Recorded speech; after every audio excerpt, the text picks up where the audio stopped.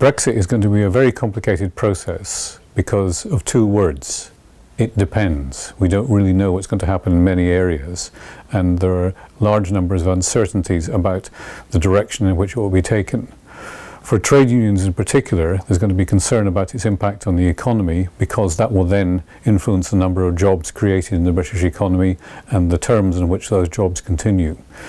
The reason that arises is that there is going to be a new trade and investment relationship between the UK and the rest of Europe, and that in turn will determine which sectors of economic activity do well, which do badly, which gain from being outside the European Union, and which are damaged by the breakdown, for example, of networking relationships between companies. If you take an industry like automobile manufacturing, Britain has been very successful in that industry in recent years, partly because of being able to fulfill demand from other European countries, but partly also because there has been a supply network in which component manufacturers in the UK feed into the major continental European manufacturers such as BMW or Daimler-Benz. And all of this risks being disrupted if new barriers are put in the way of what happens. For trade unions as well, there's going to be a concern about the way in which future migration flows, migration being the British way of expressing free movement of workers, how that changes as a result of Brexit. The expectation is, based on what the current British government led by Theresa May has said, is that there will be an attempt to control the number of people coming into the UK labour market, in particular those coming from other European countries. If that happens, uncertainty will be put in the minds of those who currently work in the UK, and it will become more difficult for somebody from Poland, Lithuania, even France or Italy to go to work in the UK. And that is going to be something trade unions will have to keep a careful eye on to ensure that fair practice continues to be put in place, and that inequities are not inflicted on those who are from other national backgrounds. In looking more generally at Brexit, some of the work in which I have been involved has tried to assess what would constitute a successful Brexit. This is a methodology that we are proposing, and we suggested there should be 4 tests for what would constitute a successful Brexit.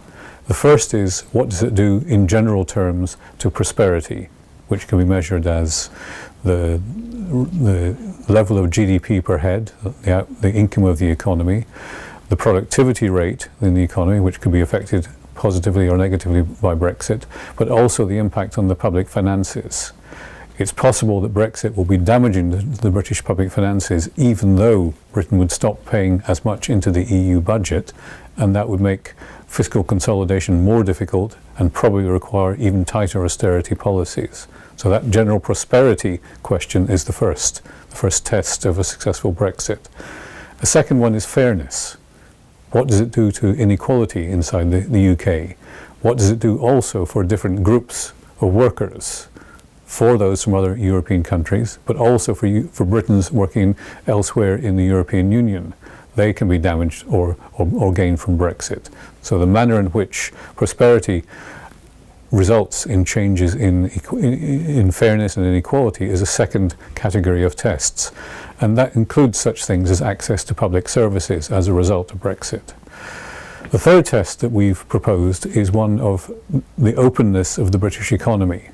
Now, openness is not an end in itself, but it is something that we would want to see maintained, because successful economies tend to be open economies, open to trade, open to investment, but also open to flows of knowledge, of skills, and the things that make for a successful economy. The fourth test is one of control. Is Britain post-Brexit going to be able to control things in the manner in which it wants? Things include the level of free movement of workers into the economy, the manner in which the democratic process is able to exercise judgments on how things evolve, Westminster Parliament, but also the devolved administrations in the UK, Scotland, Wales and Northern Ireland, and the new class of mayors being put in place in many parts of England. There are conflicts between these 4 objectives. There could be a tension, for instance, between control and openness. There could be a tension between higher prosperity and fairness. We don't yet know how these will pan out. There is also a tension about who wins and who loses, because any big change on the scale of Brexit is going to create net winners and net losers. Who they are and whether they object or support these changes is a major question. And the last big question is one of timing. Do the benefits flow later and the costs come earlier, or are they spread over time? These are the contests.